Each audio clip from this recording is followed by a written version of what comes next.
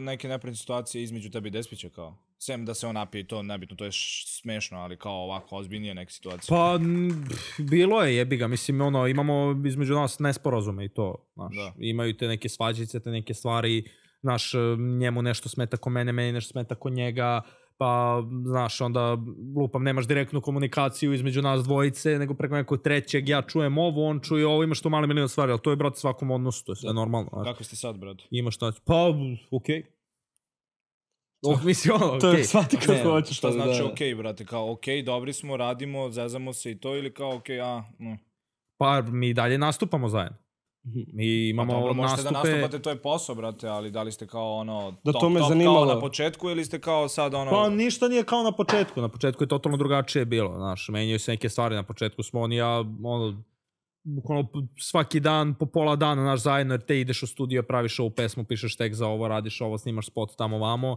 Znaš, sad je drugačije, sad se ne viđamo toliko, znaš, viđamo se na nastupima, ono, više smo se zasitili tog nekog odnosa, jer, znaš, 2,5 meseca smo za letnju sezonu svaki dan zajedno, nema, znaš. Čekaj, znači, planiraš možda neki solo pesme da izbacuješ? Imam 3 pesme, brate, koje radim. Biće top, vidjet ćete. I drugačiji su fazon, i isti su fazon, onako više tu pevanja, vidim da ljudi vole, brate, to. Izviš te prekidam, ali to kao sad, pošto radiš solo pesme, to će da znači možda kao radit ćemo u budućnosti da Singa i ja opet, ili kao idemo malo solo? To sam ja htio, jesi sad razdvajate ili ste kao Korona i Rimski, jer lupam, uzeo malo pauzu, Korona sad izbacuje sa svima, sprda se, pa... A su oni krenuli zajedno na radu? Da, mislim da jesu. Mislim, ne znam, oni su meni top, ja njih obožavam. Oni su imali sve svoje karijere i su se udružili zajedno. Okej, da duo ima svoje pesme da radi sa drugim izvođačima bez svog partnera, ali fore da, sad ne znam, moje pitanje je da li ćete nastaviti uopšte? Pa jebi ga, znaš kako, vidjet ćemo. Znaš, možda nećemo, možda hoćemo, možda, znaš, mnogo tu pitanja ima i mnogo... Odgovora nema. Nego, aj ti Hrvat, čuti. Pa čekaj, ali ti smetalo, brate, ne znam, tipa sad ste bili banovani. Ne, vidi, brate, imaš u svakom odnosu, stvarno imaš nesuglasice, imaš neke stvari koje meni smetaju kod njega i njemu smetaju kod mene. Mi trenutno nastupamo zajedno.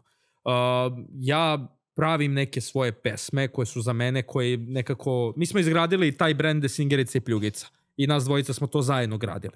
Da. Sad, znaš, u budućnosti će možda da se desi da, znaš, ja uzmem da gradim Pljugica, onda uzme da gradi Desingerica. To je totalno okej, to je totalno normalno. Pa to je to, znaš, to je skroz meni do jaja, to je normalno. Mi stvarno volimo muziku i stvarno i on i ja volimo pesme i volimo da pravimo to i volimo da pevamo, to je sve velika ljubav. A isto tako kolika je ljubav, toliko isto i biznis.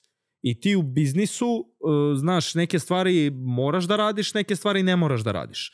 Te neke stvari koje moraš da radiš, znaš, eto, ako smo već izgradili i ako se gradi to Desingerica i Pljugica, znaš, možda će nekad u budućnosti da dođe do toga da ja gradim Pljugica, možda će da dođe do toga da on gradi Desingerica, možda dođe do toga da ja, ne znam, prestanem se bavim muzikom jer sam stvorio na drugu stranu milione pa radim za svoju dušu, možda on tako uradi, možda, znaš, postoje tu mali milion izlaza i mali milion stvari, nikad ne znaš šta će sutra se desi.